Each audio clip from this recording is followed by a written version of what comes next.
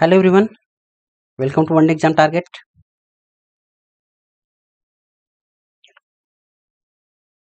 आप लोग जुड़ चुके हैं? ठीक, गुड, वेरी गुड। अगर सब कुछ क्लियर हो तो आप लोग कमेंट करेंगे, वीडियो को लाइक करेंगे, लाइक का नंबर भी बताएंगे। लाइक करके लाइक का नंबर बताइए, किस नंबर पर किसने लाइक किया है, जल्दी से आप लोग लाइक करेंगे। आज बिना क्लास डिस्टर्ब किए, बिना क्लास डिस्टर्ब हुए जल्दी से हम लोग कंप्लीट करना है। आप लोग लाइक करेंगे। चलिए, टेलीग्राम पर शेयर कर देते हैं।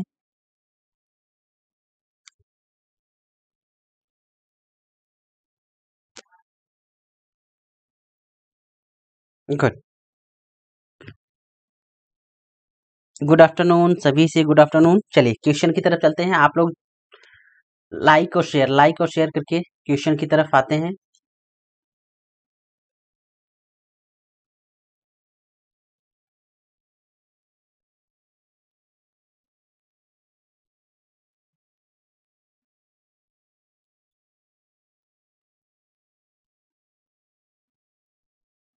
ठीक, क्वेश्चन है निम्नलिखित में से कौन सा एक सही क्रम है? सही क्रम बताना है। कौन सा सही क्रम है, रिप्लाई कीजिए। कौन सा ऑप्शन सही होता है? सही क्रम का ऑप्शन कौन सा है? A B C D. पहले चारों ऑप्शन ध्यान से देखिए। बी यहां से स्टार्ट होता है, आप लोग देख लीजिए। कौन सा ऑप्शन सही होता है? अंडाणु, शुक्राणु, ब्लास्टोसिस्ट और यूगुनज। ब्लास्टोसिस्ट, अंडाणु, शुक्राणु, यूगुनज। या फिर कौन सा, सी या D? A B C D चारों ऑप्शन में से बताइए कौन सा सही होता है। ऑप्शन देखिए, अंडाणु, शुक्राणु, युग्मनज और ब्लास्टोसिस्ट। ठीक, ऑप्शन डी सही होता है। ऑप्शन डी सही होता है। जितने लोग ऑप्शन डी बताएं एकदम सही। ऑप्शन डी वालों का सही। सही क्रम यही होगा, अंडाणु, शुक्राणु, युग्मनज और ब्लास्टोसिस्ट। यह प्रक्रिया निषेचन से संबंधित है, जिसमें गर्भाधान की क्रिया के दौरान सर्वप्रथम अंडाणु एवं शुक्राणु आपस में मिलते हैं। ये दोनों मिलेंगे आपस में। इनके मिलने से किसका निर्माण होता है? युग्मनज का। इसके पश्चात ब्लास्टोसिस्ट क्रिया के द्वारा ही शिशु का निर्माण होता है। युग्मनज होगा, इन दोनों के मिलने से युग्मनज का निर्माण, और इस क्रिया के द्वारा ही शिशु का निर्माण होता है। तो ऑप्शन कौन सा सही होता है? एक सीक्वेंस से सारी प्रक्रिया होती है, तो ऑप्शन डी सही है। ठीक, चलिए नेक्स्ट क्वेश्चन पर चलते हैं। अगला क्वेश्चन है, जिंदगी की शुरुआत में बच्चा किसके द्वारा निर्देशित होता है? रिप्लाई कीजिए।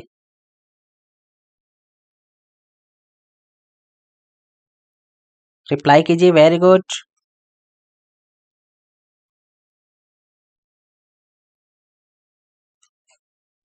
Good good good, very good very good. चलिए, कौन सा ऑप्शन सही होता है? जिंदगी की शुरुआत में बच्चा किसके द्वारा निर्देशित होता है? परिपक्वता, सहज ज्ञान, अधिगम या इनमें से कोई नहीं? गुड, जितने लोग ऑप्शन बी बता रहे हैं, सहज ज्ञान, ऑप्शन बी सही होता है। जिंदगी की शुरुआत में बच्चा सहज ज्ञान के द्वारा निर्देशित होता है। ऑप्शन बी सही होता है। इस अवस्था में बच्चे अपने इंद्रियों द्वारा ज्ञान प्राप्त करते हैं, शुरुआती दौर में। ठीक है, अपने इंद्रियों द्वारा ज्ञान प्राप्त करते हैं तथा इनकी प्रक्रियाएं जो होती हैं सहज क्रियाओं द्वारा ही व्यक्त होती हैं। ऑप्शन बी सही होता है। इन चारों ऑप्शन के अकॉर्डिंग ऑप्शन बी ही सही है। जिंदगी की शुरुआत में बच्चा किसके द्वारा निर्देशित होता है? सहज ज्ञान के द्वारा। ठीक है, अपने इंद्रियों के द्वारा ज्ञान प्राप्त करते हैं तथा इनकी जो प्रक्रियाएं होती हैं सहज क्रियाओं द्वारा ही व्यक्त होती हैं, तो ऑप्शन बी सही होता है। क्लियर? चलिए नेक्स्ट क्वेश्चन पर चलते हैं। थोड़ा सा फास्ट वे में क्वेश्चन कंप्लीट करेंगे। सभी की एक्सप्लेन करना बहुत जरूरी है, एक्सप्लेनेशन सभी का होगा, लेकिन फास्ट वे में। चलिए अगला क्वेश्चन है, वेरी गुड। साइजॉइड वर्ग में किस प्रकार के बालक आते हैं? साइजॉइड वर्ग में किस प्रकार के बालक आते हैं? साइजॉइड वर्ग में किस प्रकार के बालक आते हैं? ध्यान से देखिएगा।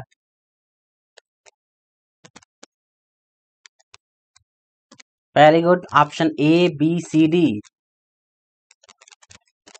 हो सकता है इसमें ना हो ये क्वेश्चन, ये ऑप्शन ना हो। आप लोग ध्यान से देखिएगा, ABC जो बता रहे हैं ध्यान से पहले देखें कौन सा है। ऑप्शन डी सही होता है, उपरोक्त में से कोई नहीं। साइजॉइड को साइजाइड पर्सनालिटी डिसऑर्डर भी कहते हैं। ठीक है, यह इस प्रकार का कौन सा रोग है? मानसिक। ठीक है, यह एक प्रकार का मानसिक विकार है जिसमें व्यक्ति उदासीन हो जाता है। साइजॉइड इसमें क्या होता है? मानसिक विकार इसमें क्या होता है? न्यूट्रल हो जाता है। इसके लक्षणों के आधार पर यह सिजोफ्रेनिया के ही समान एक मानसिक विकार माना जाता है। तो इसमें व्यक्ति उदासीन हो जाता है और ऑप्शन डी सही होता है। यह कौन सा डिसऑर्डर है? मानसिक डिसऑर्डर है। ठीक, कौन सा ऑप्शन सही होता है? Option D.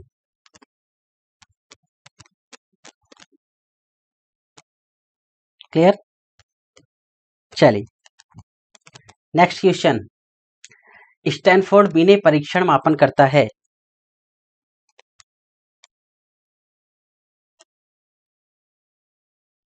गुड, कौन सा ऑप्शन सही होता है? स्टैनफोर्ड बिने परीक्षण मापन करता है।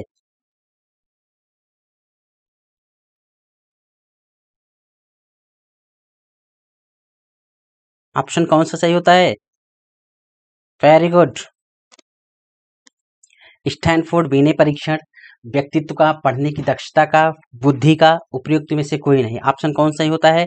ऑप्शन सी, बुद्धि का। ठीक, स्टैनफोर्ड बिने परीक्षण बुद्धि का मापन करता है। ऑप्शन सी सही होता है। जितने लोग सी बताएं एकदम सही। अच्छा, इन्होंने कब परीक्षण किया था? बिने ने कब परीक्षण किया था? किस सन में? 1905 में। सन 1905 में बिने ने अपने सहयोगी साइमन के साथ मिलकर आधुनिक प्रकार का सबसे सफल बुद्धि परीक्षण तैयार किया। कब? 1905 में। ठीक है, बाद में 1916 में अमेरिका के स्टैनफोर्ड विश्वविद्यालय के प्रोफेसर लेविस टर्मैन ने कब? 1916 में। देखिए एग्जाम में ये भी पूछा जा सकता है, स्टैनफोर्ड बिने परीक्षण कब ये विकसित किया गया था? 1905 में। और ये टर्मैन ने कब किया? 1916 में। ठीक है, बालकों की बुद्धि मापने के लिए स्टैनफोर्ड बिने परीक्षण का निर्माण किया था। क्लियर? तो ऑप्शन कौन सही होता है? स्टैनफोर्ड बिने परीक्षण किसका मापन करता है? ऑप्शन सी सही होता है, बुद्धि का मापन करता है। अगला क्वेश्चन, अगला है, चल, शिक्षा का अधिकार अधिनियम आरटीई एक्ट किस वर्ष से प्रभावी हुआ?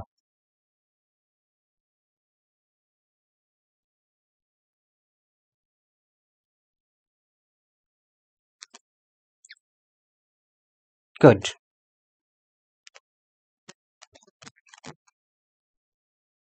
Very good. शिक्षा का अधिकार अधिनियम कब से प्रभावी हुआ? ऑप्शन कौन सा सही होता है? 2009, 10, 2005 और 2001। ऑप्शन कौन सा सही होता है? ऑप्शन बी, ऑप्शन बी सही होता है, 2010। प्रभावी हुआ कब से? 2010 से। जितने लोग ऑप्शन बी बताएं एकदम सही है।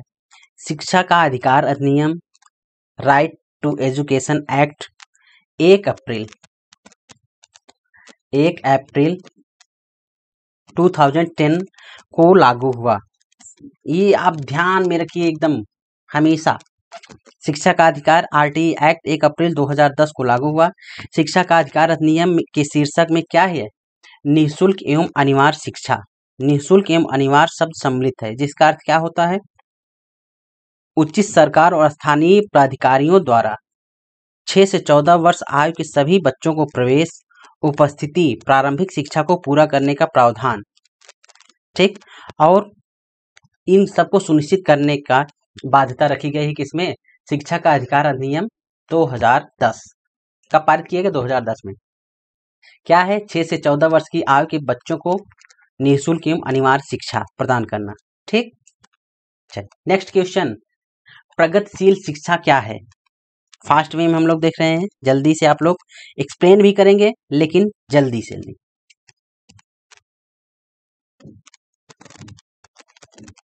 गुड, रिप्लाई कीजिए।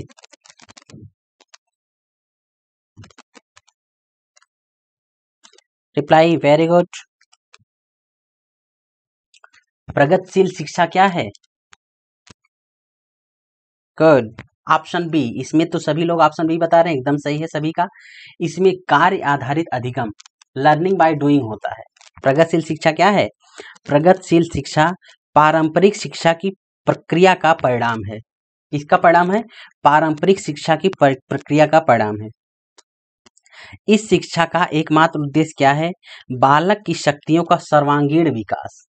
ठीक है, ध्यान से देखिएगा, इन चारों ऑप्शन में कुछ भी हो सकता है, तो इसमें इसका मुख्य उद्देश्य क्या है? बालक की शक्तियों का सर्वांगीण विकास। इसमें क्रिया आधारित अधिगम, लर्निंग बाय डूइंग, क्रिया आधारित अधिगम, लर्निंग बाय डूइंग पर विशेष बल दिया गया है। शिक्षा के इस प्रकार में बालक स्वयं क्रियाशील होकर स्वयं अनुभव द्वारा सीखने का प्रयास करता है। स्वयं क्रियाशील होता है, स्वयं के अनुभव द्वारा सीखने का प्रयास करता है, यही है लर्निंग बाय डूइंग, करके सीखना। ठीक, यही है क्या? प्रगतिशील शिक्षा। क्लियर? बताए आप लोग। नेक्स्ट क्वेश्चन पर चले। नेक्स्ट क्वेश्चन है अगला क्वेश्चन, बच्चे फिल इन द ब्लैंक को छोड़कर अन्य सभी के द्वारा लिंग भूमिकाएं ग्रहण करते हैं।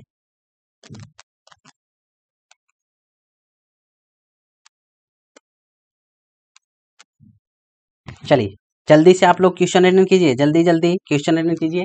बच्चे किसको? मीडिया, समाजीकरण, संस्कृति, ट्यूशन को छोड़कर अन्य सभी के द्वारा लिंग भूमिकाएं ग्रहण करते हैं। किसको छोड़कर?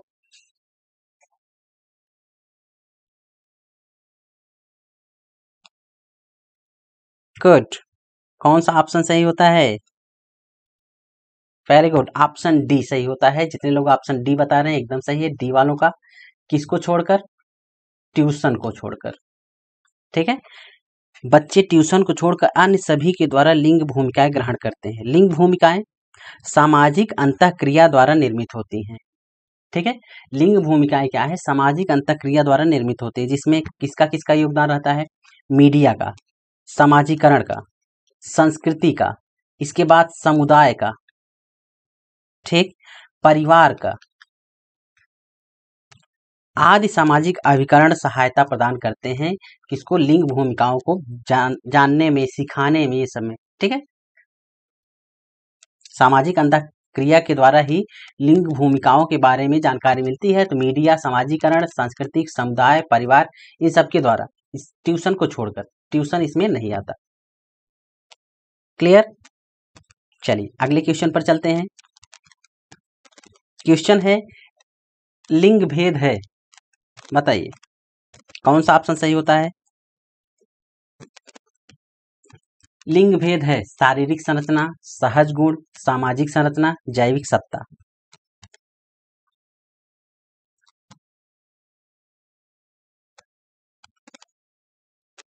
क्लियर? चलिए, कौन सा ऑप्शन सही होता है? लिंग भेद क्या है? ऑप्शन वेरी गुड, सी सही होता है, सामाजिक संरचना। ठीक, शिक्षा में लिंग भेद सामाजिक संरचना माना जाता है। शिक्षा में लिंग भेद क्या माना जाता है? सामाजिक संरचना। किंतु वर्तमान में शिक्षा का स्वरूप बदल गया है। आप लोग जानते हैं ये सामाजिक संरचना माना जाता है, लेकिन वर्तमान में शिक्षा का स्वरूप भी बदल गया है। एक नया स्वरूप स्वीकार किया जा रहा है धीरे धीरे, जिसमें समावेशी शिक्षा कहा गया है। समावेशी शिक्षा आप लोग जान ही रहे हैं, समावेशी शिक्षा क्या है। इस प्रकार शिक्षा में लिंग भेद या शारीरिक अक्षमता को दरकिनार कर सभी के लिए उनकी आवश्यकता अनुसार शिक्षा को शामिल किया गया है। यह है समावेशी शिक्षा। इसमें तो ना तो लिंग भेद, ना तो शारीरिक अक्षमता, ठीक है, इसमें कुछ भी किसी को भी ध्यान में न रखकर सभी को एक साथ शिक्षा प्रदान करना, यही है समावेशी शिक्षा। तो लिंग भेद क्या है? सामाजिक संरचना है। ऑप्शन, अगर ये क्वेश्चन आ जाएगा तो क्या लगाएंगे आप? Option C. क्लियर?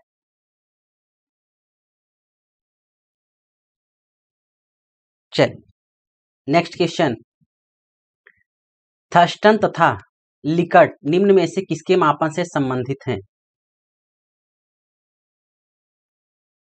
रिप्लाई कीजिए। थर्स्टन तथा लिकर्ट निम्न में से किसके मापन से संबंधित हैं? बुद्धि, अभिवृत्ति, मूल्य, व्यक्तित्व। रिप्लाई कीजिए कौन सा ऑप्शन सही होता है। थर्स्टन तथा लिकर्ट, ऑप्शन बी सही होता है। अभिवृत्ति कब? 1927। सन 1927 में थर्स्टन ने आवृत्ति मापन के लिए तुलनात्मक निर्णय के नियम का प्रतिपादन किया था, जो आवृत्ति मापन का पहला परिष्कृत मापक था। और 1932 में लिकर्ट ने इसके योग को विकसित किया। तो थर्स्टन तथा लिकर्ट किसके मापन के लिए? आवृत्ति के मापन के लिए संबंधित है। ठीक, ऑप्शन कौन सही होता है? थर्स्टन और लिकर्ट के संबंध में आवृत्ति, आप इसको ध्यान में रखिएगा। चलिए नेक्स्ट क्वेश्चन पर चलते हैं। देखिए कुछ क्वेश्चन है जो आप पहली बार देखेंगे। क्वेश्चंस का लेवल भी तीनों रखा गया है, इजी, मॉडरेट और टफ। अगला क्वेश्चन देखिए, फिल इन द ब्लैंक। यह विचारधारा है कि सभी बच्चों को एक नियमित विद्यालय व्यवस्था में समान शिक्षा प्राप्त करने का अधिकार हो। ये तो आप जान ही रहे हैं कौन सा है।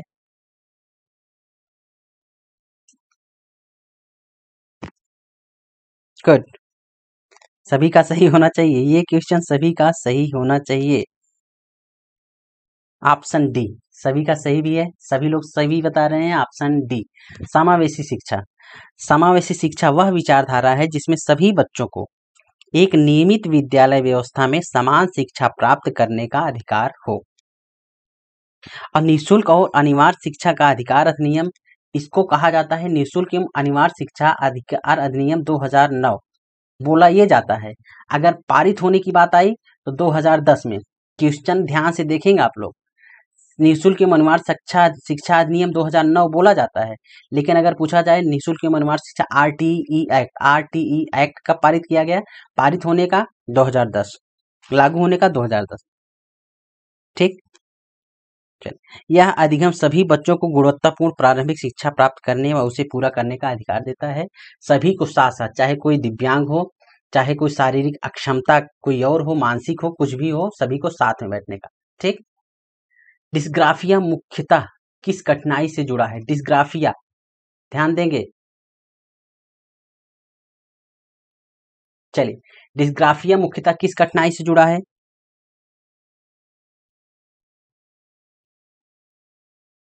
Very good. डिसलेक्सिया, डिस्ग्राफिया, ये सब एग्जाम में किसी न किसी एग्जाम में बहुत आते हैं, हमेशा आते रहते हैं। अब आप बताइए किसमें जुड़ा, किससे जुड़ा है? ऑप्शन बी सही होता है, सभी सही है आपका, सभी का सही है एकदम। डिस्ग्राफिया एक प्रकार का लेखन विकार है। कौन सा है? लेखन विकार है। इस विकार से ग्रसित बच्चा या बालक में स्पेलिंग, हस्तलेखन, कॉम्प्रिहेंशन यानी अवधारणात्मक पाठों जैसे कौशल की कमी होती है। ऑप्शन कौन सही होता है? ऑप्शन बी सही होता है, लेखन विकार है। इसे मनोविकार की श्रेणी में भी रखा गया है, आप जानते हैं। जिन बच्चों में डिस्ग्राफिया पाया जाता है उनकी लेखन प्रक्रिया क्या होती है? जैसे कठिन होगी, ठीक, और लेखन प्रक्रिया और धीमी भी होगी। ठीक है, कठिन भी होगी, धीमी भी होगी, ये सब क्या है? डिस्ग्राफिया। अच्छा आप बताएंगे डिसकैलकुलिया।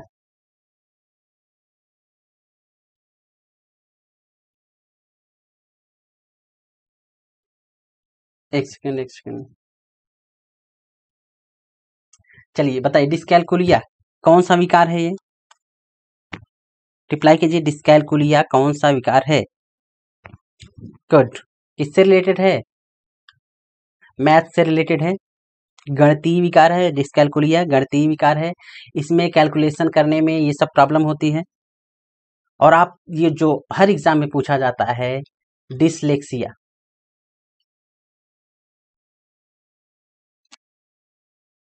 चलिए डिसलेक्सिया, ये आप कमेंट बॉक्स में कमेंट करके बताएंगे डिसलेक्सिया कौन सा विकार है, किससे रिलेटेड है। ठीक है, अच्छा जब हम क्वेश्चन पूछते हैं, जैसे हम पढ़ा दिए, बहुत अच्छे से पढ़ाए, फिर उसके बाद दो उससे रिलेटेड दो क्वेश्चन पूछते हैं, तो यह कमेंट बॉक्स में हम देखते हैं कई लोगों को बहुत बैड लगता है, सर आप 10 क्वेश्चन पढ़ाते हैं फिर 5 क्वेश्चन पूछ भी लेते हैं, तो क्या ये नियम गलत है क्या? आप लोग बताइएगा। हमें तो लगता है कि हम पूछते हैं, आपको नहीं आएगा आप सर्च करके उसको लिखेंगे तो और अच्छे से आ जाएगा, और नहीं आएगा तो फिर बताया ही जाता है, ऐसी बात नहीं है। चलिए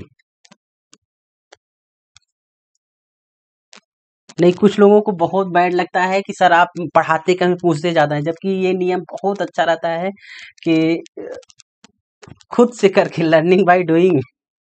चले नेक्स्ट क्वेश्चन देखिए, किस प्रकार के बच्चों की शिक्षा हेतु सांकेतिक भाषा का प्रयोग किया जाता है?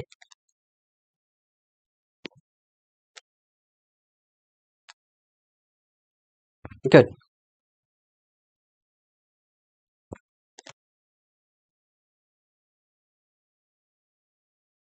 हाँ, बात तो सही है, आप सभी सही कर रहे हैं, हमें भी अच्छा लगता है इसीलिए हम पूछते हैं।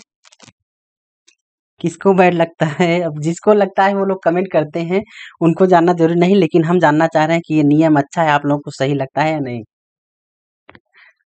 अगला क्वेश्चन देखिए, किस प्रकार के बच्चों की शिक्षा हेतु सांकेतिक भाषा का प्रयोग किया जाता है? दृष्टि दोष युक्त बच्चे, मूक बधिर, मंद बुद्धि, इनमें से कोई नहीं। ऑप्शन देखिए, ध्यान से देखेंगे समझ में आएगा। ये देखिए डीएसएसबी में आया है, बिहार टेट में आया है ये क्वेश्चन। किस प्रकार के बच्चों को? ऑप्शन बी सही होता है, जितने लोग मूक बधिर बताए हैं एकदम सही है। सांकेतिक भाषा का प्रयोग, जिसको जिसको बोलने में प्रॉब्लम होती है, हमेशा आप देखेंगे जिसको बोलने में प्रॉब्लम उसको सुनाई में भी प्रॉब्लम। ठीक है, तो ये दोनों मूक बधिर बच्चों की शिक्षा हेतु सांकेतिक भाषा का प्रयोग किया जाता है।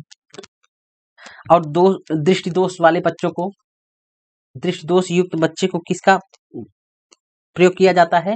अगर एग्जाम में आ गया कि दृष्टि दोष बच्चों को पढ़ाने के लिए या फिर समझाने के लिए किसका प्रयोग किया जाता है? ब्रेल लिपि का। ठीक है, दृष्टि दृष्टि दोष युक्त बच्चों को ब्रेल लिपि का प्रयोग किया जाता है, और जो मूक बधिर होते हैं उन्हें सांकेतिक भाषा का। ठीक, मूक बधिर सांकेतिक भाषा। अच्छा, ब्रेल लिपि का आविष्कार किसने किया था, ये बताइए आपको। आप लोग बताएंगे ब्रेल लिपि का आविष्कार किसने किया था? ये आसान है, किसने किया था सभी को पता होगा, लेकिन कब किया था ये नहीं पता होगा, तो इसको आप सर्च करके बताएंगे, कमेंट बॉक्स में सर्च करके बताएंगे किसने किया था। आसान क्वेश्चन है, सभी को पता है, बहुत पढ़े भी हैं, शुरू से अभी तक पढ़े, लेकिन कब किया था ये आपको नहीं पता होगा, सर्च करके बताएंगे। ठीक, वेरी गुड, सभी की रिप्लाई सही है, लुइस ब्रेल ने किया था। अब आपको बताना है कब किया था। हाँ, ये भी बताना है कि ब्रेल लिपि दिवस कब मनाया जाता है।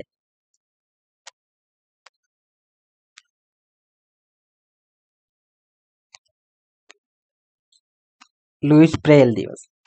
अच्छा, ऑप्शन होता तो बता देते। ठीक है, ऑप्शन दे रहे हैं आपको ऑप्शन ही दे रहे हैं। ऑप्शन है कब किया था, 1819 में, 1821 में, 1920 में, और 1924 में। 4 ऑप्शन है, आप बताइएगा आते हैं नेक्स्ट क्वेश्चन पर। प्रतिभाशाली बालक, चारों ऑप्शन पढ़िए फिर बताइए।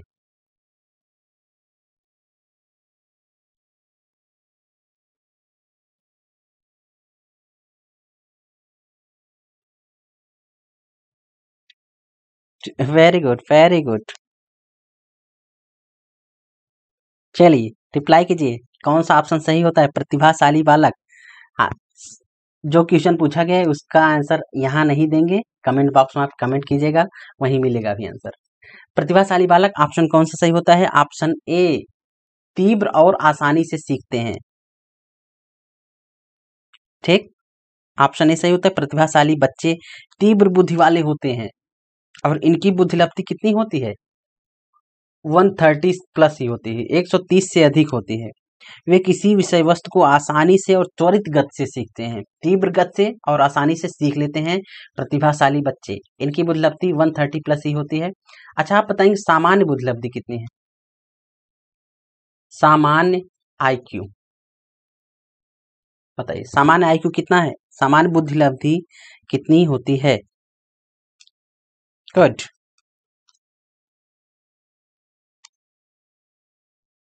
गुड, ठीक। चलिए आते हैं नेक्स्ट क्वेश्चन पर। अलग अलग सोच वाले पैटर्न उन बच्चों की पहचान करते हैं जो, रिप्लाई कीजिए, अलग अलग सोच वाले बच्चों, अलग अलग सोच वाले पैटर्न उन बच्चों की पहचान करते हैं जो, कौन सा ऑप्शन सही होता है? रिप्लाई कीजिए। Good good good. Option C सही होता है। ऑप्शन सी सृजनात्मक है। अलग अलग सोच वाले पैटर्न उन बच्चों की पहचान करते हैं जो सृजनात्मक होते हैं। सृजनात्मक बच्चे ऐसे बालक किसी समस्या पर अपसारी चिंतन रखते हैं। अगर पूछा जाए आपसे सृजनात्मक बच्चे कैसा चिंतन रखते हैं, तो अपसारी।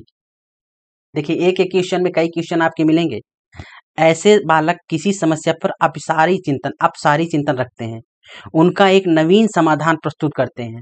ठीक है, कोई भी वो अपने ढंग से सोचेंगे, अपना ही तरीका निकालेंगे, वो सही रहेगा। ठीक है, यह है अपसारी चिंतन। यह नवीनता उस बच्चे के लिए संपूर्ण समाज के लिए सृजित होती है। ठीक है, यह नवीन ढंग से, नए ढंग से अपना तरीका, अपना दिमाग लगाएंगे, मतलब एक ही रास्ते पर नहीं चलेंगे, अपना अपना दिमाग लगाएंगे। ये है सृजनात्मक बच्चे। ठीक, अलग अलग सोच वाले पैटर्न उन बच्चों की पहचान है जो अलग अलग, हम है अलग सोचते हैं, आप है अलग सोचते हैं, सभी लोग अपना अलग अलग, वही पैटर्न है जो सृजनात्मक।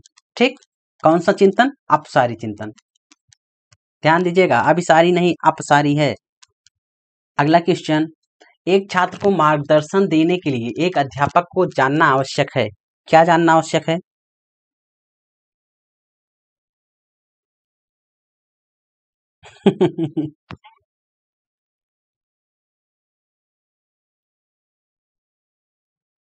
चलिए,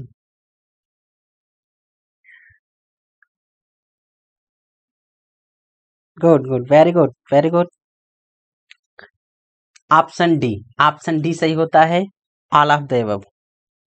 एक छात्र को मार्गदर्शन देने के लिए एक अध्यापक को उसके अधिगम की कठिनाई, उसके व्यक्तित्व, उसके घर के वातावरण को आदि को जानना बहुत जरूरी होता है उसको मार्गदर्शन देने के लिए।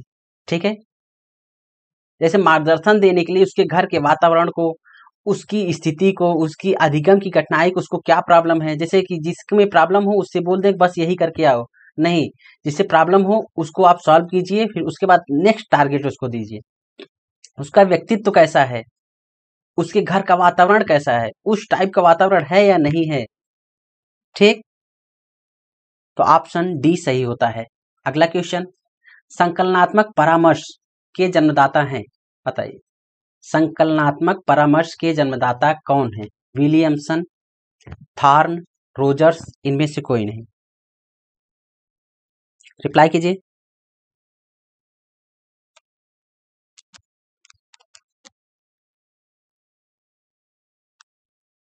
गुड। आप लोग लाइक करते रहेंगे, लाइक करेंगे, सभी लोग एक बार लाइक करेंगे, सभी लोग लाइक कीजिए, फिर शेयर कीजिए। चलिए, कौन सा ऑप्शन सही होता है? ऑप्शन बी, रोजर्स जो बता रहे हैं वो ऑप्शन बी सही होता है, थॉर्न। ठीक, संकलनात्मक परामर्श के जन्मदाता कौन है? एफ सी थॉर्न है। इस प्रकार के परामर्श में परामर्शदाता न तो अधिक सक्रिय होता है और न ही अधिक निष्क्रिय होता है। ठीक है, न ही ज्यादा सक्रिय होता है, न ही कम सक्रिय होता है, मतलब न ही निष्क्रिय होता है, न ही ज्यादा सक्रिय होता है, मीडियम में होता है। संकलनात्मक परामर्श के दाता कौन है? F C thorn.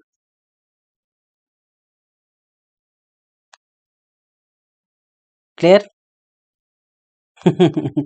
नहीं नहीं अतुल पंडित, सभी को पढ़ना है। सीखने का वह मॉडल जो बच्चों की सृजनात्मकता उत्प्रेरित करता है। सीखने का वह मॉडल जो बच्चों की सृजनात्मकता को उत्प्रेरित करता है।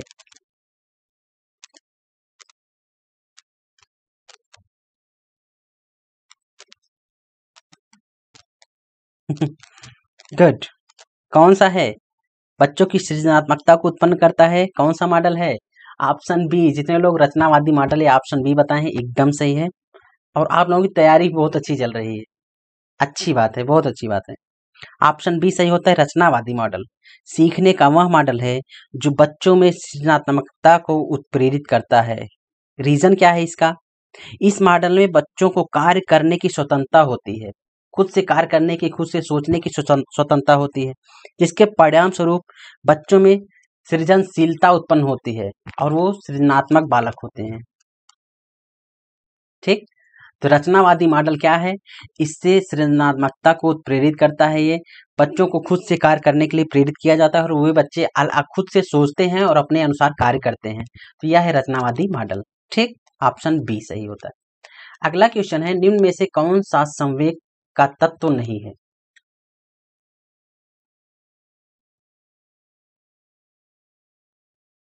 रिप्लाई कीजिए, निम्न में से कौन संवेग का तत्व नहीं है?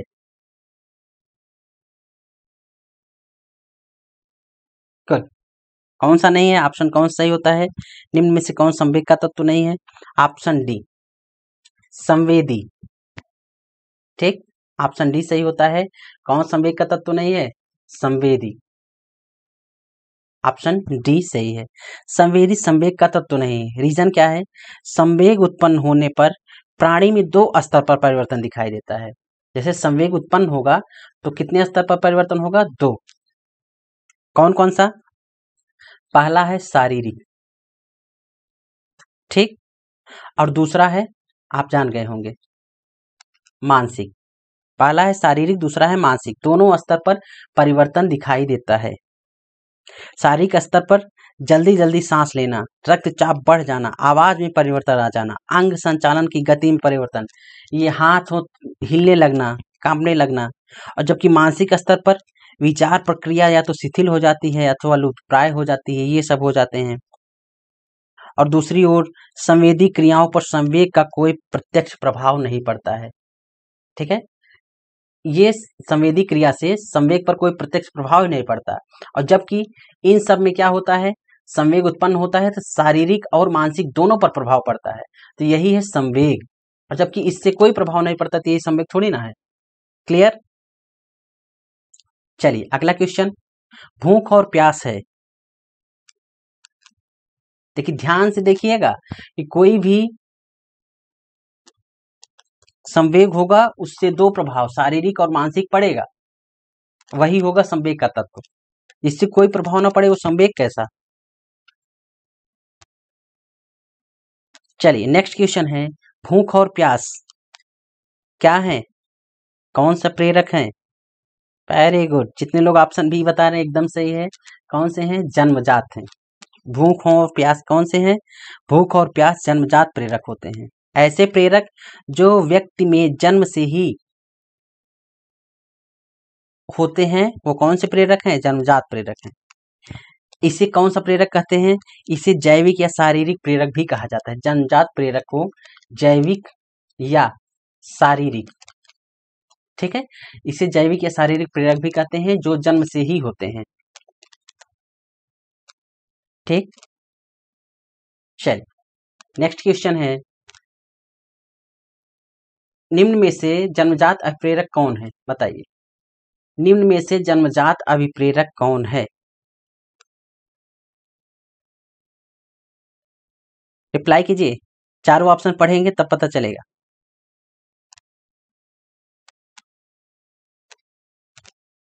वेरी गुड, निम्न में से कौन जन्मजात अभिप्रेरक है? निद्रा, खेलना, प्रशंसा, क्रोध। गुड, जितने लोग ऑप्शन ए बता रहे हैं निद्रा, एकदम सही है। कौन सा प्रेरक? जन्मजात प्रेरक, जन्मजात अभिप्रेरक कौन सा है? निद्रा है। अभिप्रेरक मुख्यतः कितने प्रकार के होते हैं? दो। जैसे पहला कौन सा हो गया? जन्मजात, ठीक है, और दूसरा कौन सा हो गया? अर्जित। ठीक, पहला जन्मजात, दूसरा अर्जित अप्रेरक। जन्मजात अप्रेरक में भूख, प्यास, निद्रा आदि को शामिल किया गया है, जबकि अर्जित अप्रेरक क्या है? प्रशंसा, निंदा, क्रोध, खेलना, ये सब खेलना, प्रशंसा, क्रोध, निंदा, ये सब क्या है? अर्जित अप्रेरक है। ठीक, चलिए नेक्स्ट क्वेश्चन, दो अप्रेरक होते हैं आप लोग जानते रहिए, जन्मजात और अर्जित। और आप अगर ध्यान से पढ़ेंगे तुरंत पता भी चल जाएगा कि ये अर्जित है या जन्मजात है, कौन सा है।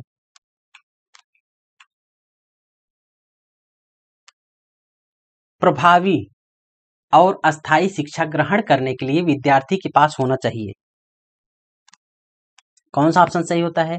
केवल शिक्षा प्राप्त करने के अवसर, या ऑप्शन बी योग्यता और प्रेरणा का वांछित स्तर, ऑप्शन सी केवल उपयुक्त बौद्धिक स्तर, केवल सीखने की योग्यता।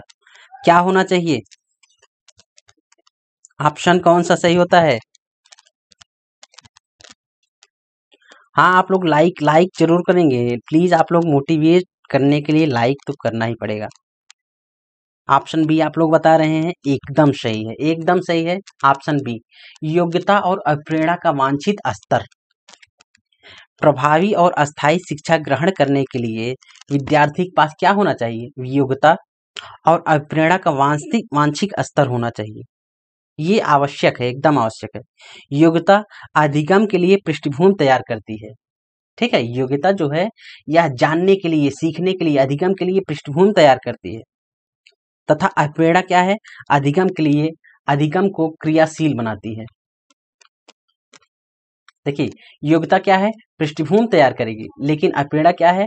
अधिगम को क्रियाशील बनाती है। इसलिए दोनों का होना आवश्यक है। रीजन दोनों का पता चल गया कि नहीं? योग्यता पृष्ठभूमि, अप्रेरणा क्या है? क्रियाशील। जितना प्रेरित होंगे हम, उतना क्रियाशील एक्टिव होते चले जाएंगे, सीखते और फास्ट चले जाएंगे। ठीक, अगला क्वेश्चन, अच्छी स्मृति की विशेषताएं हैं। बताइए, अच्छी स्मृति की विशेषताएं।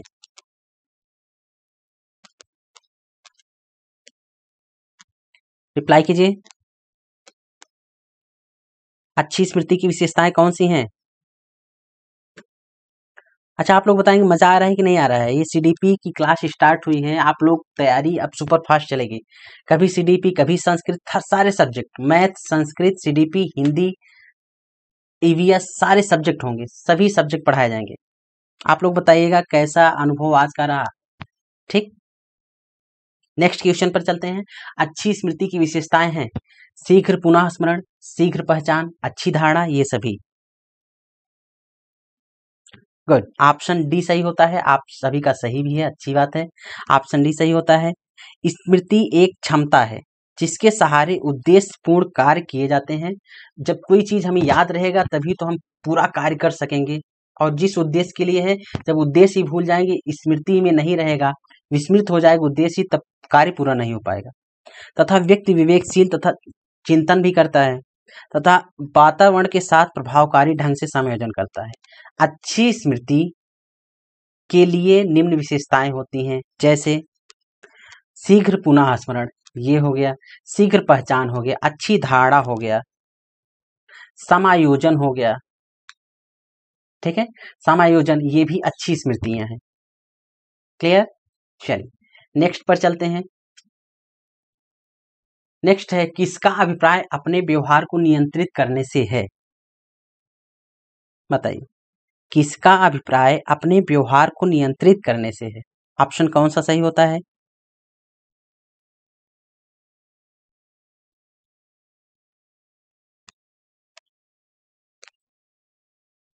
शिखा यदवंशी, ठीक है, ठीक। नेक्स्ट क्लास आप किसकी चाह रहे हैं, वो आप कमेंट कीजिएगा। अगली क्लास किसकी हो? सीलू सिंह, ठीक, गुड। नेक्स्ट है, किसका अभिप्राय अपने व्यवहार को नियंत्रित करने से है? ऑप्शन कौन सा सही होता है? ऑप्शन ए, ऑप्शन ए सही होता है, आत्मनियंत्रण। ऑप्शन ए सही होता है। आत्मनियंत्रण का अर्थ क्या होता है? आत्मा पर नियंत्रण, अर्थात अपनी इच्छाओं को नियंत्रित करना। यह क्या है? आत्मनियंत्रण है। अपनी इच्छाओं को नियंत्रित करना आत्मनियंत्रण है। अतः अपने व्यवहार को नियंत्रित करने के लिए उपयुक्त शब्द क्या है? अपने व्यवहार को नियंत्रित करने के लिए, अपनी इच्छाओं को नियंत्रित करने के लिए क्या है? आत्मनियंत्रण शब्द है। ऑप्शन ए सही होता है। ठीक, ऑप्शन ए। अगला क्वेश्चन, भारतीय संविधान के किस अनुच्छेद में 6 से 14 आयु वर्ग के बच्चों के लिए निःशुल्क व अनिवार्य शिक्षा का अधिकार शामिल किया गया है? बताइए किसमें? ऑप्शन कौन सा सही होता है? ये तो आपको बहुत ज्यादा बताए हैं, बहुत बार बताए हैं, ये नहीं गलत होगा बस। आप सभी लोग टेलीग्राम से जरूर जुड़ जाएंगे। टेलीग्राम से जुड़ेंगे तो नोटिफिकेशन नहीं जाता, फिर भी हम लोग वहां सेंड कर देते हैं, तो आप पास। ऑप्शन डी सही होता है। भारतीय संविधान किस अनुच्छेद में? 21 ए, 6 से 14 वर्ष की आयु के बच्चों को निःशुल्क एवं अनिवार्य शिक्षा का प्रावधान किया गया है। अच्छा, अब आप बताएंगे 21A किस संविधान संशोधन के द्वारा जोड़ा गया? बताइए किस संविधान संशोधन के द्वारा 21A जोड़ा गया है, जल्दी बताइए। नोमान अहमद, ठीक, ओके ओके ओके, गुड। 86 86वां संविधान संशोधन के द्वारा 86वां संविधान संशोधन कब हुआ? बताइए 86वां संविधान संशोधन कब हुआ था? इसके आगे आप लिखेंगे 2001, 2, 8, 9, 10। 86वां संविधान संशोधन कब हुआ? गुड, 2002, ठीक है। मूल, अच्छा 21A क्या है बताइए? मूल कर्तव्य है, मूल अधिकार है, नीति निर्देशक तत्व है। 21A कौन सा है? मूल अधिकार है, मूल कर्तव्य है, या क्या है? 21A जो जोड़ा गया है मूल अधिकार है या मूल कर्तव्य है या नीति निर्देशक तत्व है? आप लोग बताएंगे क्या है ये। ठीक, चलते हैं अगले क्वेश्चन पर। गुड, क्या है? मूल अधिकार है, ठीक है, क्या है? मूल अधिकार है। चलिए, अच्छा आप मूल अधिकार जब वर्ड आ गया है तो आप बताएंगे मूल अधिकार किस भाग में है? मूल अधिकार किस भाग में है? संविधान के किस भाग में है मूल अधिकार? ठीक, और आर्टिकल, आर्टिकल भी बताएंगे किस आर्टिकल से किस आर्टिकल तक है। ये सब आप पढ़ते रहिए, रिवीजन करते रहिए, एक बार नहीं 10 बार पढ़िए। चलिए, अगला आप क्वेश्चन है, क्रिस्मर ने व्यक्तित्व को निम्न में से किस प्रमुख प्रकार में वर्गीकृत किया है? चलिए, क्रिस्मर ने व्यक्तित्व को निम्न में से किस प्रमुख प्रकार में वर्गीकृत किया है?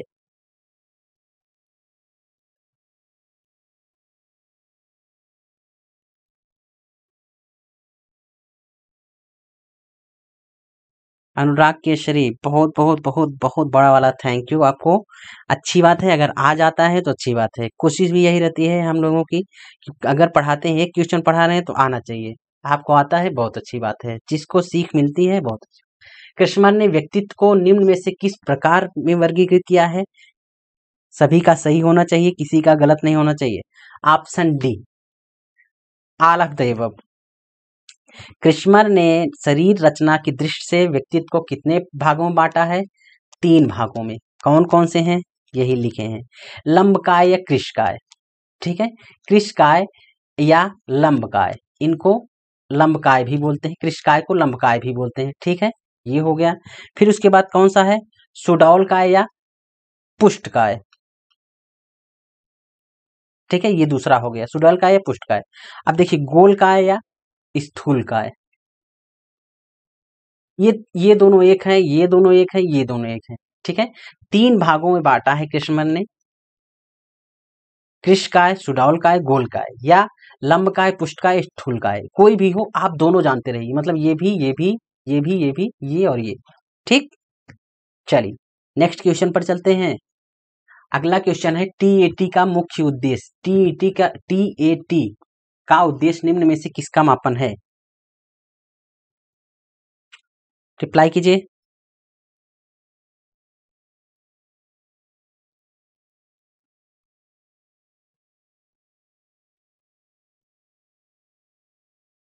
गुड,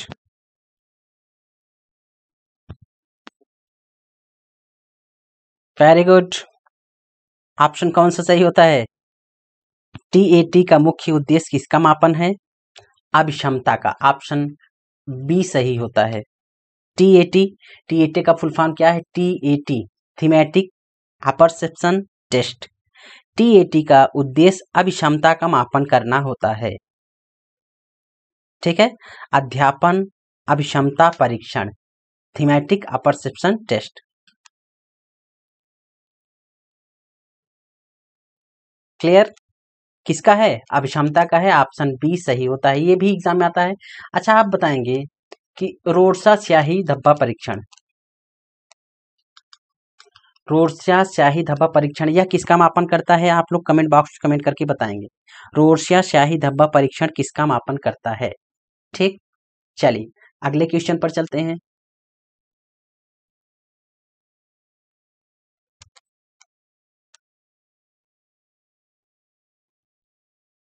मनोवैज्ञानिकों के अनुसार निम्नलिखित में से किस विधि द्वारा मूल प्रवृत्तियों में परिवर्तन लाया जा सकता है?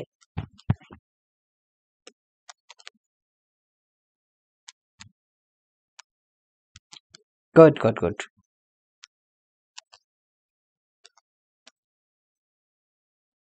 ऑप्शन कौन सा सही होता है? रिप्लाई कीजिए। मनोवैज्ञानिकों के अनुसार निम्नलिखित में से किस विधि द्वारा मूल प्रवृत्तियों में परिवर्तन लाया जा सकता है? किस विधि के द्वारा? ऑप्शन बी सही होता है, मार्गांतरीकरण विधि द्वारा। मार्गांतरीकरण अर्थात क्या है? पुनः निर्देशन। इसको ये भी लिख सकते हैं, पुनः निर्देशन। ठीक है, मार्गांतरीकरण या पुनः निर्देशन के द्वारा मूल प्रवृत्तियों में परिवर्तन लाया जा सकता है। इसका अर्थ क्या होता है? पुनः निर्देशन मूल प्रवृत्ति की क्रियाशीलता को अच्छे से कार्य या दिशा की ओर मोड़ना। ठीक है, आप समझ ही रहे होंगे। मार्गांतरीकरण, इसका मतलब जिस मार्ग पर था वो, जिस मार्ग पर बच्चा था उससे फेल हुआ है, तो उस मार्ग को चेंज करना, उसको कुछ और सिखाना या किसी और तरह से उसको पढ़ाना। ठीक है, उसको फिर से निर्देशित करके अपने अकॉर्डिंग उसको चलाना, जिससे वो फिर से दोबारा असफल ना हो। ऑप्शन बी सही होता है। प्रत्ययों का बनते रहना एक प्रक्रिया है, विषम, अनियमित, सामयिक या संचयी।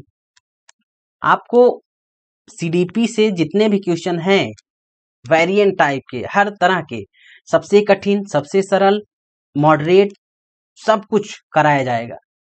ठीक है, अब शुरुआत हो चुकी है, सारी क्लासेस लगती रहेंगी, संस्कृत की, मैथ की, सीडीपी की, ईवीएस की, हिंदी की, सारी क्लासेस। और सुबह 7 बजे करंट की क्लास चलती ही है। ठीक है, चलिए, प्रत्ययों का बनते रहना एक क्या है? विषम, अनियमित, सामयिक या संचयी। ऑप्शन कौन सही होता है? ऑप्शन डी सही होता है, संचयी प्रक्रिया है। प्रत्ययों के बनते रहना एक क्या है? संचयी प्रक्रिया है, जिसके अंतर्गत क्या होता है? अलग अलग तथ्यों का संग्रह करके प्रत्ययों का निर्माण करना, यह है संचयी प्रक्रिया। अलग अलग तथ्यों का संग्रह करके एक प्रत्यय का निर्माण करना। ठीक है, यह है संचयी प्रक्रिया। संचयी का तात्पर्य क्या है? संग्रह। संचयी मतलब संग्रह या इकट्ठा करना, कलेक्ट करना। ठीक है, संचयी का मतलब यही होता है। क्लियर? नेक्स्ट क्वेश्चन पर चलें। नेक्स्ट क्वेश्चन है, निम्नलिखित में से कौन सा भूलने का कारण नहीं है? बताइए।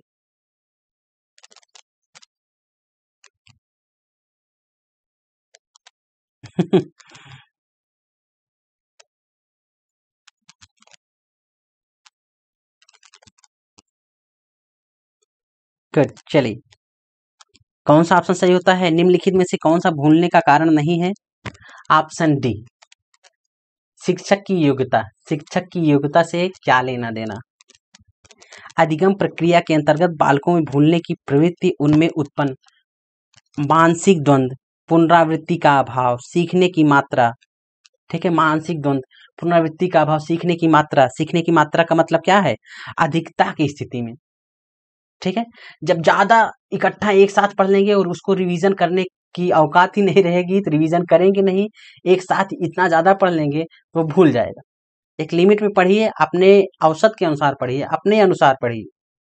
ठीक है, यह कारक। लेकिन बालकों के भूलने के कारकों में किसी प्रकार से शिक्षक की योग्यता, हम योग्य हैं या नहीं, अगर आप रिवीजन नहीं करते तो आप भूल जाएंगे। अब हमको याद है कि नहीं, इससे आपको क्या, आप कहीं और हैं, आप एग्जाम कहीं और दे रहे हैं, हमसे क्या मतलब? ठीक है, इसका मतलब यही है, आप कोई भी क्वेश्चन हो, चाहे टेट का हो, चाहे सुपर टेट हो, चाहे सेट टेट का हो, उसमें अपना आप क्वेश्चन पढ़िए, अपना दिमाग लगाइए, तुरंत क्वेश्चन आएगा। चारों ऑप्शन में ये दिख जाएगा, शिक्षक की योग्यता बालक के भूलने पर किसी प्रकार से प्रभाव नहीं डालती। ठीक है,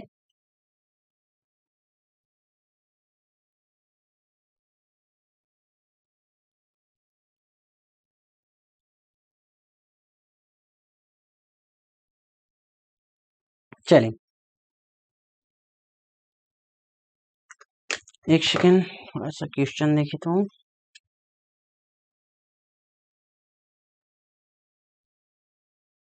तो आप लोग बताएंगे क्लास का लेवल क्लास अच्छा लगा कि नहीं लगा, मजा आया कि नहीं आया इस क्लास में। ऐसे ही सारे सब्जेक्ट की क्लासेस चलती रहेंगी, सारे सब्जेक्ट चलेंगे ऐसे ही।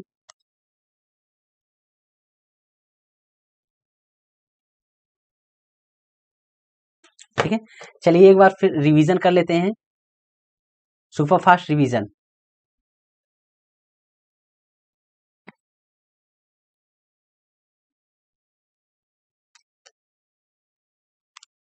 चलिए शुरू करते हैं सुपर फास्ट रिवीजन। यहाँ से एक शिक्षक को अपने विद्यार्थियों की क्षमताओं को समझने का प्रयास करना चाहिए। निम्नलिखित में से कौन सा क्षेत्र इस उद्देश्य के साथ संबद्ध है? कौन सा क्षेत्र संबद्ध है?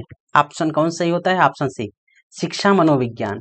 शिक्षा मनोविज्ञान के अंतर्गत ही शैक्षिक परिस्थितियों में बालक के व्यवहार का अध्ययन करके शिक्षण अधिगम प्रक्रिया को सरल बनाया जा सकता है। शिक्षा मनोविज्ञान के अंतर्गत ही ये सब किया जाता है। ठीक, अगला क्वेश्चन है, निम्नलिखित में से कौन मानव विकास का सही क्रम है?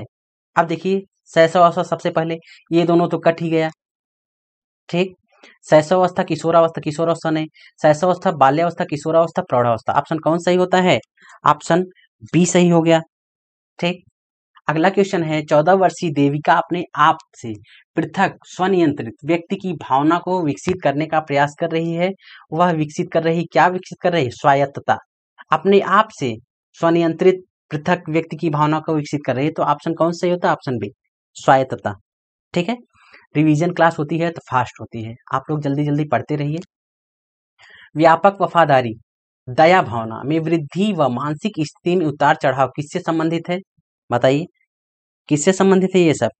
ये सब संबंधित है ऑप्शन बी, संवेगात्मक विकास की विशेषताएं है ये। वफादारी, दया भावना, वृद्धि, मानसिक उतार चढ़ाव, उतार चढ़ाव आ गया, संवेगात्मक विकास की विशेषताएं। ठीक, अगला है, बाल विकास में क्या किया जाता है? बाल विकास, ऑप्शन कौन सा सही होता है? बाल विकास के अंतर्गत ऑप्शन सी, गर्भावस्था से किशोरावस्था तक का अध्ययन किया जाता है बाल विकास में। विकासात्मक कार्य के प्रत्यय का प्रतिपादक कौन थे? विकासात्मक कार्य के प्रत्यय के प्रतिपादक कौन थे? ऑप्शन बी सही होता है, हैविघस्ट। ठीक है, हैविघस्ट, हैविघस्ट। ठीक है, हैविघस्ट। अगला क्वेश्चन, माता पिता से वंशजों में स्थानांतरित होने वाले लक्षणों को क्या कहा जाता है? माता पिता से वंशजों में स्थानांतरित होने वाले लक्षणों को क्या कहा जाता है? आनुवंशिकता। अगला है, आनुवंशिकता को सामाजिक संरचना माना जाता है। गत्यात्मक, स्थिर, प्राथमिक, गौड़। कौन सा? स्थिर माना जाता है। ठीक है, स्थिर सामाजिक संरचना माना जाता है। अच्छा, ये तो हो गया आनुवंशिकता। अब आप बताएंगे वातावरण, कल हम अच्छे से बताए थे आपको। अब आप बताएंगे वातावरण कौन सी सामाजिक संरचना है? स्थिर है या गत्यात्मक है, गौण है या प्राथमिक है? आपको बताना है। नेक्स्ट क्वेश्चन पर आते हैं। नेक्स्ट क्वेश्चन है, निम्नलिखित में से कौन सा एक सही क्रम है? सही क्रम बताइए। सबसे पहले अंडाणु, फिर शुक्राणु, फिर युग्मनज, फिर किस क्रिया के द्वारा बच्चा का निर्माण होता है? ब्लास्टोसिस। ठीक है, ब्लास्टोसिस्ट क्रिया के द्वारा बच्चे का निर्माण होता है। अगला क्वेश्चन है, जिंदगी की शुरुआत में बच्चा किसके द्वारा निर्देशित होता है? जिंदगी की शुरुआत में बच्चा, ऑप्शन बी सही होता है, सहज ज्ञान के द्वारा निर्देशित होता है। इसके द्वारा, सहज ज्ञान के द्वारा निर्देशित होता है। ठीक, अगला है, साइजॉइड। साइजॉइड वर्ग में किस प्रकार के बालक आते हैं? बताइए, किस प्रकार के बालक आते हैं? अभी आप लोगों ने पढ़ा, बताइए।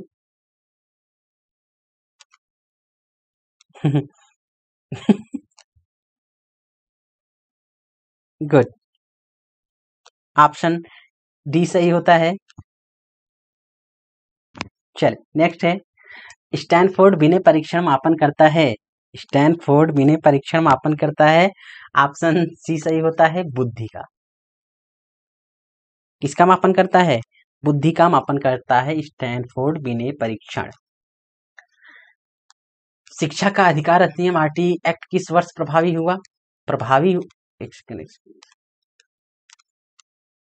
किस वर्ष प्रभावी हुआ? 2010 में। और यह एक्ट किस नाम से जाना जाता है? RTE एक्ट 2009 प्रभावी कब हुआ? 2010 में। प्रगतिशील शिक्षा क्या है? प्रगतिशील शिक्षा क्या है? ऑप्शन कौन सही होता है? लर्निंग बाय डूइंग, इसमें कार्य आधारित अधिगम होता है। अगला है बच्चे को छोड़कर अन्य सभी के द्वारा लिंग भूमिकाएं ग्रहण करते हैं। मीडिया, समाजीकरण, संस्कृति, ट्यूशन। किसको छोड़कर? ट्यूशन को छोड़कर। ट्यूशन में ही लिंग भूमिकाएं ग्रहण नहीं करवाई जाती। और देखिए मीडिया, समाज, संस्कृति, परिवार, ठीक है, ये सब लिंग भूमिकाओं के बारे में जानकारी हर जगह से मिलते हैं, लेकिन ट्यूशन से नहीं। लिंग भेद क्या है? सामाजिक संरचना है, सहज गुण है, शारीरिक संरचना है या जैविक सत्ता है? लिंग भेद क्या है? ऑप्शन कौन सा सही होता है? ऑप्शन सी, सामाजिक संरचना। अगला क्वेश्चन है थर्स्टन तथा लिकर्ट निम्न में से किसके मापन से संबंधित है? बताइए किसके मापन संबंधित है? ऑप्शन कौन सही होता है? यह है ऑप्शन बी, अभिवृत्ति से। यह विचारधारा है कि सभी बच्चों को एक नियमित विद्यालय में समान शिक्षा का अवसर प्राप्त करने का अधिकार हो। क्या है? समान शिक्षा, समावेशी शिक्षा। क्या है? नियमित विद्यालय में सभी बच्चों को, दिव्यांग हो, मानसिक रूप से कमजोर हो, सभी को एक साथ शिक्षा प्रदान करना। डिस्ग्राफिया मुख्यतः किसकी कठिनाई से जुड़ा है? ऑप्शन कौन सही होता है? डिस्ग्राफिया लिखने की कठिनाई से। ठीक, ऑप्शन बी सही होता है। किस प्रकार की बच्चों की शिक्षा हेतु सांकेतिक भाषा का प्रयोग किया जाता है? सांकेतिक भाषा मूक बधिर, और दृष्टि दोष वाले बच्चों को ब्रेल लिपि। ठीक, अगला है प्रतिभाशील बालक क्या करते हैं? ऑप्शन ए सही होता है, तीव्र और आसानी से सीखते हैं। आसानी से सीखते हैं और तीव्र गति से सीखते हैं। ठीक है, त्वरित गति से। अलग अलग सोच वाले पैटर्न उन बच्चों की पहचान करते हैं जो क्या है? विकलांग है, डिसलेक्सिक है, सृजनात्मक है, प्रत्यायी है। क्या है? गुड, ऑप्शन सी सही होता है, सृजनात्मक है। अगला है एक छात्र को मार्गदर्शन देने के लिए अध्यापक को जानना आवश्यक है। क्या जानना आवश्यक है? अधिगम की कठिनाई, उसका व्यक्तित्व, उसके घर के वातावरण। ऑप्शन डी सही होता है, उपर्युक्त सभी। अगला है संकलनात्मक परामर्श के जन्मदाता। संकलनात्मक परामर्श के जन्मदाता कौन है? ऑप्शन बी सही होता है। कौन है? थॉर्न। नेक्स्ट है सीखने का वह मॉडल जो बच्चों की सृजनात्मकता को उत्प्रेरित करता है। सीखने का वह मॉडल जो बच्चों की सृजनात्मकता को उत्प्रेरित करता है, कौन सा है? ऑप्शन बी सही होता है, रचनावादी मॉडल। ठीक, निम्न में से कौन सा संवेग का तत्व नहीं है? संवेग का तत्व कौन सा नहीं है? ऑप्शन कौन सा सही होता है? ऑप्शन डी, संवेदी। संवेदी जो है संवेग का तत्व नहीं है। संवेग का तत्व जिसे शारीरिक और मानसिक प्रभाव पड़े वही है संवेग का तत्व। भूख और प्यास है। भूख और प्यास क्या है? वेरी गुड, भूख और प्यास क्या है? जन्मजात प्रेरक है। ऑप्शन बी सही होता है, अर्जित प्रेरक नहीं है। निम्नलिखित में से जन्मजात अप्रेरक कौन है? खेलना, प्रशंसा, क्रोध, ये सब क्या है? अर्जित है। निद्रा क्या है? यह है जन्मजात प्रेरक। ठीक, नेक्स्ट है प्रभावी और अस्थायी शिक्षा ग्रहण करने के लिए विद्यार्थी के पास होना चाहिए। क्या होना चाहिए? योग्यता और अप्रेरणा। योग्यता क्या करती है? बेस मजबूत करती है, और अप्रेरणा ये अप्रेरित करती है, सृजनात्मक बनाती है। ठीक, क्रिएटिव करती है। अच्छी स्मृति की विशेषताएं कौन सी हैं? शीघ्र पुनः स्मरण, शीघ्र पहचान, अच्छी धारणा। ऑप्शन डी सही होता है। एक सेकेंड, कौन सा ऑप्शन? Option D. नेक्स्ट है किसका अभिप्राय अपने व्यवहार को नियंत्रित करने से है? किसका अभिप्राय अपने व्यवहार को नियंत्रित करने से है? ऑप्शन कौन सा सही होता है? आत्मनियंत्रण। आत्मनियंत्रण मतलब खुद के व्यवहार को, खुद के मन को, खुद की क्षमता को नियंत्रित करने से है। भारतीय संविधान के किस अनुच्छेद में 6 से 14 वर्ष की आयु के बच्चों को निःशुल्क व अनिवार्य शिक्षा का अधिकार शामिल किया गया है? यह है 21A। ठीक है, 21A निःशुल्क एवं अनिवार्य शिक्षा। अच्छा, आप बताएंगे आर्टिकल 21 यह क्या है? आर्टिकल 21 किससे रिलेटेड है? किस स्वतंत्रता से रिलेटेड है? यह किस स्वतंत्रता से रिलेटेड है? मूल अधिकार है ये। किस स्वतंत्रता से रिलेटेड है यह आपको बताना है। ठीक है, यह जीएस का क्वेश्चन है। हम सभी को सारे क्वेश्चन को जानना है, सब कुछ जानना है, इसलिए सब कुछ बताना पड़ेगा। क्रेस्मर ने व्यक्तित्व को निम्न में से किस प्रमुख प्रकार में वर्गीकृत किया है? 3 प्रकार में, तीनों यही हैं।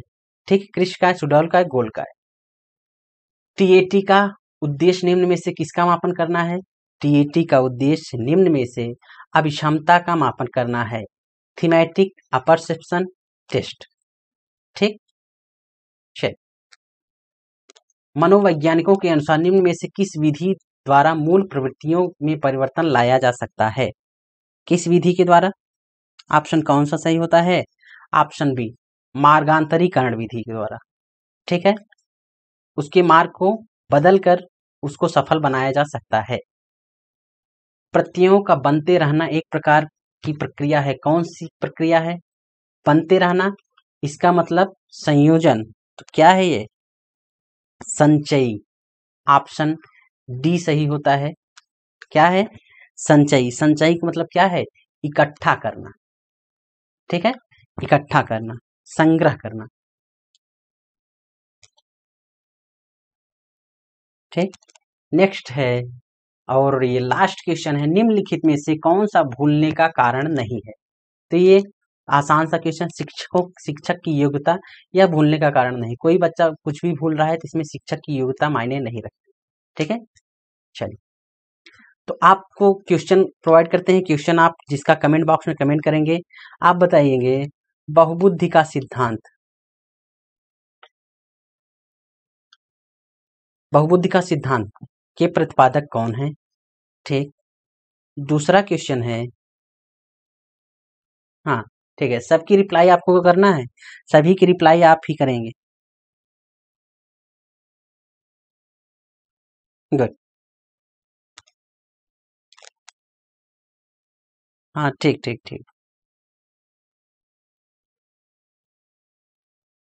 चल ठीक है। खेल विधि, खेल विधि के जन्मदाता। ठीक, 2 क्वेश्चन की रिप्लाई आपको करना है, आप कीजिएगा। और नेक्स्ट क्लास आपको किस सब्जेक्ट की चाहिए ये भी आप बता दीजिए।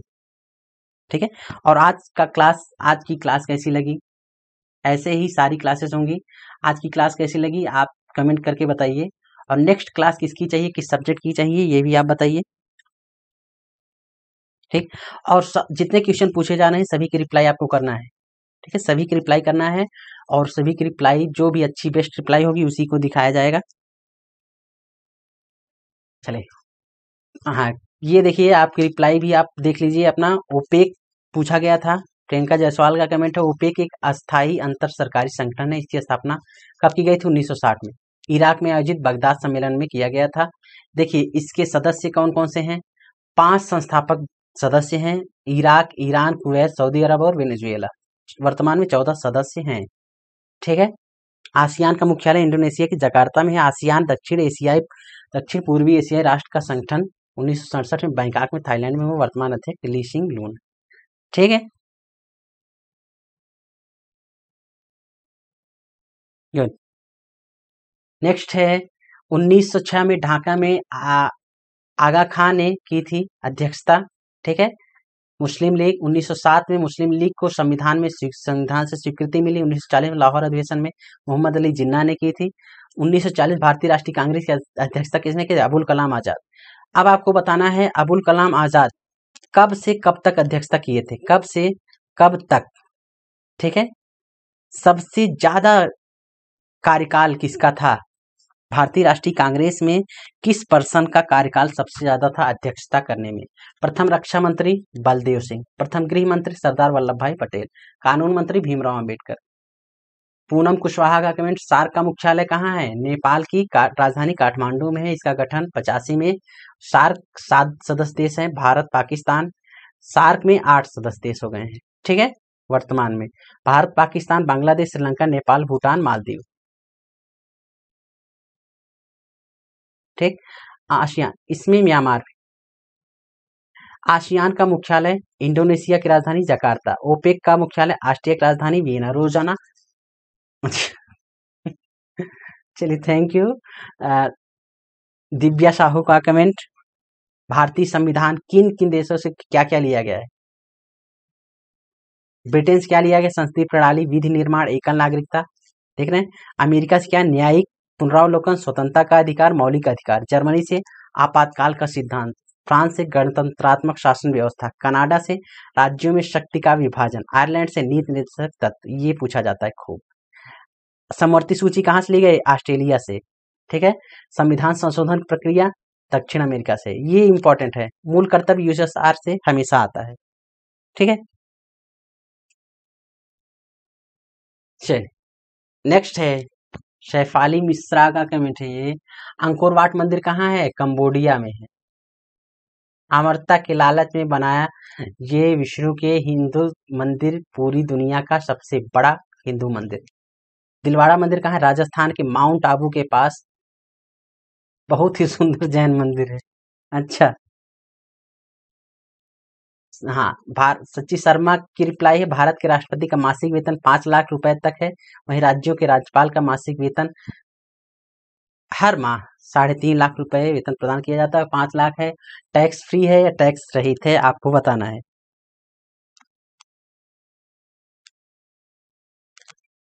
ये दिव्या साहू। रूसी क्रांति के जनक कौन है? Karl marks.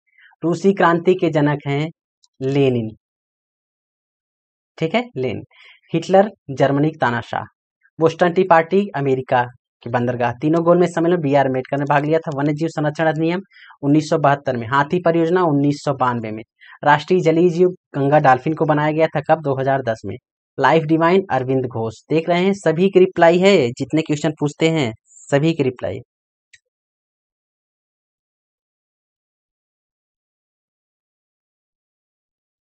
ठीक।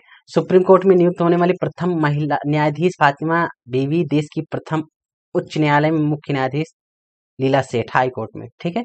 आप लोग ये जानते रहिए कि सुप्रीम कोर्ट में कोई भी महिला मुख्य न्यायाधीश अभी नहीं बनी है। न्यायाधीश जो था पहले लीला सेठ। ठीक है। फातिमा बीबी यह न्यायाधीश बनी थी सुप्रीम कोर्ट में। मुख्य न्यायाधीश अभी तक कोई भी महिला नहीं बनी है। उत्तर प्रदेश में लोकसभा कितनी सीटें हैं? 80 सीट है। राज्यसभा की 31 सीट। ठीक। अंतर्राष्ट्रीय महिला दिवस 8 मार्च। रेड क्रॉस दिवस 8 मई। विश्व युवा दिवस 12 अगस्त। राष्ट्रीय युवा दिवस 12 जनवरी। रामकृष्ण मिशन की स्थापना स्वामी विवेकानंद ने। आर्य समाज की स्थापना स्वामी दयानंद सरस्वती ने 1875 में मुंबई में की थी। सत्यार्थ प्रकाश दयानंद सरस्वती। देख रहे हैं बेस्ट रिप्लाई है। ऐसे ही रिप्लाई आपको आप करेंगे तो ऐसा नहीं है कि आप भूल जाएंगे जो याद, बल्कि आपको और अच्छे से याद हो जाएगा। और आपकी रिप्लाई जो पढ़ेंगे, जिसको कंफ्यूजन रहेगा उसको भी आ जाएगा। ठीक। तो ऐसे ही जितने क्वेश्चन पूछे जाते हैं सभी की रिप्लाई आपको करना है। और क्लास खत्म होती है। आप लोग बताइएगा कमेंट में भी कि किस सब्जेक्ट की क्लास चाहिए। सभी पर तैयार हैं। आप लोग जिसका बोलेंगे, जिस जिस भी सब्जेक्ट की क्लास चाहिए सभी का बताइए। Math, reasoning, Hindi, Sanskrit, English, CDP, कोई भी सब्जेक्ट हो आप लोग बताइएगा। और लाइक और शेयर, जितने लोग लाइक ना किए हो अभी तक लाइक कर दीजिएगा और शेयर ज़्यादा से ज़्यादा कीजिए। बस आप लोग पढ़ते रहिए अच्छे से। क्लास में कोई कमी नहीं होगी। अब आप लोग बताइए अपना हाल चाल। अच्छा ठीक है। संस्कृत ठीक। सीखा यदुवंशी। मैथ जौहर जौहर सीडीपी। ठीक ठीक। साइंस अच्छा। आप प्रियंका जायसवाल सारा सब्जेक्ट एक एक करके सारा सब्जेक्ट बता देंगे। मैथ संस्कृत हो गया, साइंस हो गया, अब नीचे धीरे धीरे आएगा मैथ रीजनिंग ये हो गया। मतलब बोल दीजिए ना कि 14 सब्जेक्ट एक साथ। हाँ, प्रतिभा चौधरी की ईवीएस आ गया। देवेश वर्मा का करंट अफेयर्स भाई चलता है ये सुबह 7 बजे की क्लास में। पूजा गुप्ता हिंदी टीजीटी। अच्छा। Krishna Tiwari. Sir I am confuse.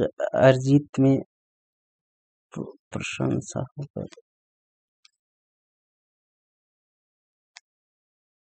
Science नंता Jaiswal science ठीक है, सीखा है, में से 20 नंबर का है, हाँ पता है 20 नंबर का है, कंप्लीट होगा, 100% कंप्लीट होगा बहुत अच्छे से।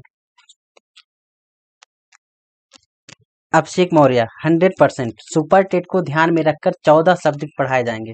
ठीक है, आप लोग चिंता ना कीजिए, हम बस पूछ रहे हैं, पढ़ाएंगे अपने मन से और अच्छे से पढ़ाएंगे, सारा सब्जेक्ट पढ़ाएंगे। ठीक है,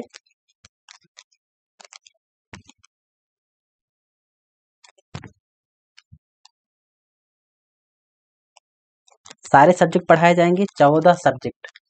ठीक है, पढ़ाएंगे सब कुछ, 14 सब्जेक्ट पढ़ाएंगे और अच्छे से। 7 बजे सुबह मैम की क्लास होती है करंट अफेयर्स की, देवेश वर्मा। प्रियंका जायसवाल, अब मान लीजिए कि कोई सब्जेक्ट हो रहा है, ईवीएस हो रहा है या फिर जीएस चल रहा है और ये रीजनिंग और मैथ या फिर साइंस, तो ये भी जूनियर के लिए भी रहेगा, प्राइमरी के भी लिए रहेगा, क्वेश्चन पटे थोड़ी ना है। हाँ अभिषेक मौर्य, बहुत अच्छी बात है, बहुत अच्छी बात है, तब तो नाम हो जाएगा, तुरंत आपकी कॉपी मंगा ली जाएगी। आप अभिषेक मौर्य बोल रहे हैं सर अब की बार 150 में 160 लाना है। हम्म, तुरंत कॉपी मंगाई जाएगी। कहाँ का स्टूडेंट है, कौन है, कहाँ से पढ़ा है? मिस सतीश कुमार, ठीक है, इंग्लिश, ओके ओके। तारा गुप्ता अभी तो नहीं आया है, अभी नहीं आया।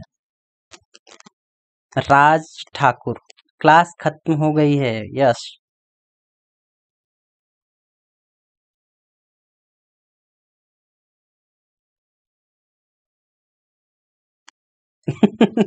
प्रतिभा चौधरी, हाँ सही बात है। अरे इतना आप जानकार हैं, आप सभी इतना जानकार हैं कि पेपर दे के आएंगे तो इतना बोल ही सकते हैं, जैसे हर बार बोला जाता है, भले ना निकले हम लोगों का, लेकिन इतना तो बोल ही देते हैं, पेपर सही हुआ है। बस जिस दिन रिजल्ट आता है उस दिन हम लोग कुछ बोलते नहीं, क्या बोले फालतू ना।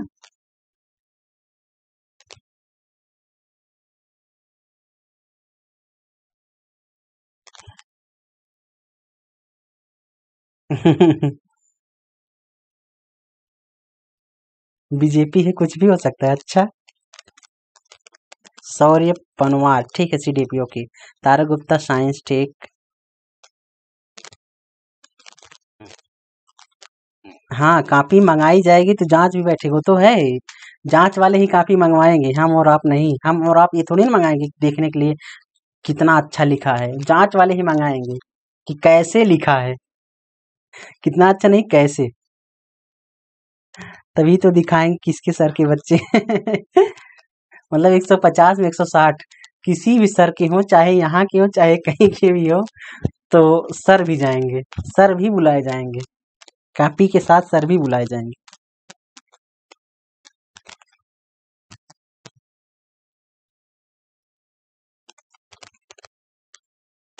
अच्छा क्लास टाइम बता देते हैं आपको, सुबह मॉर्निंग में 7 बजे करंट, ठीक है, करंट अफेयर्स, और 3 बजे ये प्रेजेंट वाली क्लास जो है दोपहर 3 बजे। अगर 3 बजे नेटवर्क गड़बड़ हुआ तो इसको 2 बजे करेंगे, लेकिन अभी 3 बजे है, और रात में 10 बजे। ठीक है, रात सुबह 7 बजे, दोपहर में 3 बजे और रात में 10 बजे, ये 3 classes one day exam target पर चल रही हैं। आप लोग टेलीग्राम ज्वाइन जरूर कर लीजिए, टेलीग्राम टेलीग्राम जरूर से जरूर ज्वाइन कर लीजिए।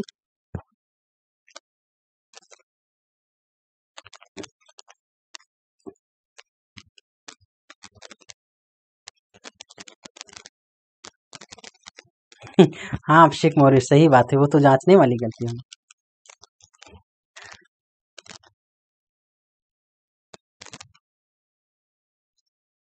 पूजा गुप्ता, ठीक है, एक क्लास हिंदी टीजीटी करवा दें, ठीक।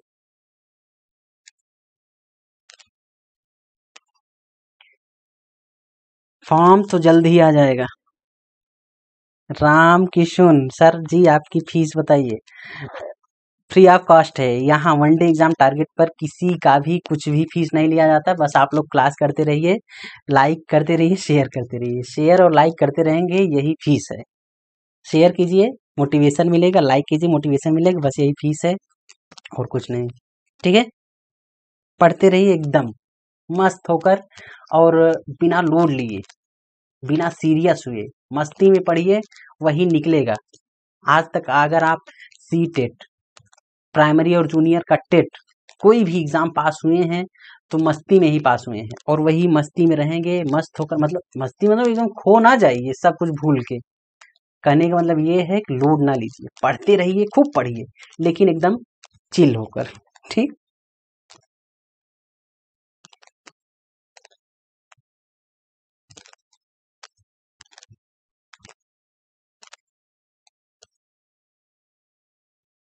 हाँ प्रतिभा चौधरी, सही बात है, यहाँ कोई फीस नहीं ली जाती और ना ही कभी ली जाएगी। आप लोग बस पढ़ते रहिए।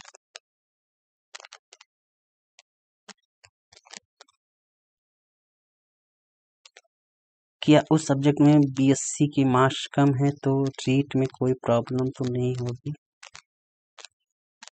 नहीं, होनी तो नहीं चाहिए।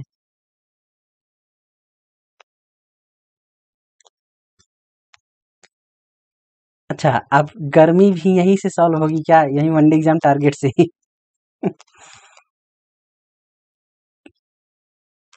सलमा खान 100%, 100% आना है और बहुत जरूरी आना है, बहुत जरूरी है आना।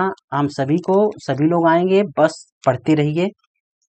और हमें पता है ना, जब से पढ़ाना स्टार्ट किए हैं तब से आप लोगों में बहुत बहुत बहुत बदलाव आया है और आप लोग खुद जानते हैं कितना बदलाव आया है जीएस के क्षेत्र में।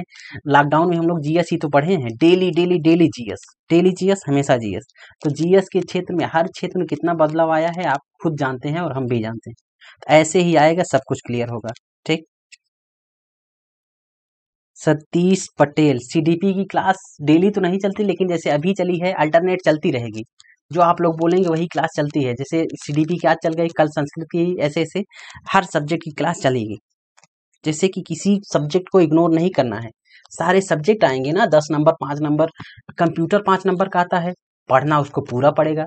अब हमें क्या पता कहाँ से आएगा, आपको क्या पता कहाँ से आएगा, ये तो बस एग्जाम उसको पता है जो पेपर बनाएगा।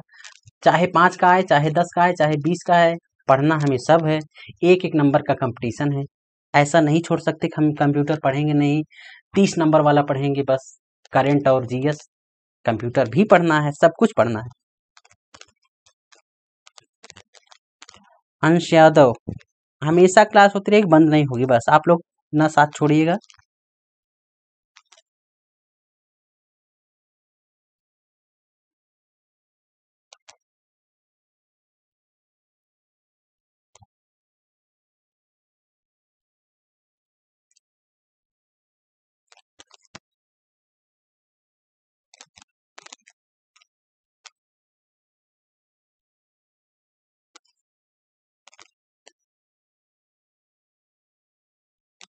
हाँ, रिवीजन सही, रिवीजन बहुत करना है। सतीश पटेल, इंग्लिश की का क्लास कब चलता है? इंग्लिश का क्लास पे ऐसे ही अल्टरनेट चलता रहेगा।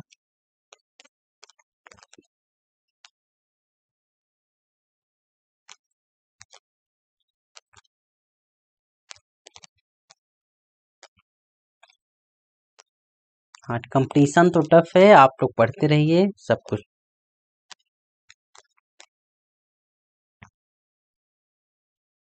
अच्छा, राम किशुन, ठीक ठीक। अब अगर इस चैनल के माध्यम से आप टेट पास किए हैं तो 100% आप सुपर टेट पास करेंगे। ऐसी बात नहीं है, 68,500 में और 69,000 में बहुत बच्चे, बहुत ज़्यादा बच्चे यहाँ से सुपर टेट पास करके आज नौकरी कर रहे हैं, जॉब कर रहे हैं और सैलरी भी आ चुकी है, सभी की सैलरी भी आ चुकी है। ये दूसरा महीना होगा सैलरी का। इसलिए आप सभी सैलरी जरूर पाएंगे, सरकारी जॉब वाली।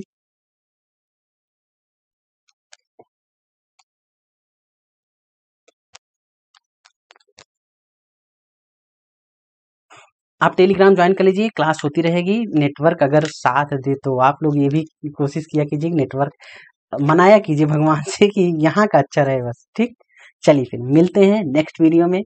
टाइमिंग आप सभी को पता ही है, टाइमिंग बता दिया गया है। कब कब है टाइमिंग? 7 बजे सुबह, 3 बजे दोपहर और 10 बजे रात में। ठीक, चलिए मिलते हैं फिर नेक्स्ट वीडियो में अच्छी सी क्लास में। जितने क्वेश्चन पूछे जाते हैं रिप्लाई कीजिए, आप सभी के रिप्लाई कीजिए। ठीक है, थैंक यू।